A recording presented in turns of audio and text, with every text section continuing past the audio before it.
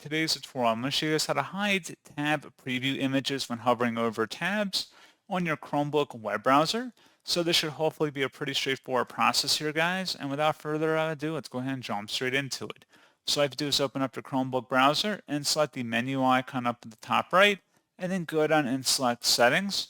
On the left panel, select Appearance, and then over here on the right where it says Tab Hover Preview Card, Show Tab Preview Images. Click inside that oval to toggle that off, and that is all you have to do. So pretty straightforward process, guys, and as always, thank you for watching. I do hope that was able to help you out, and I do look forward to catching you all in the next tutorial. Goodbye.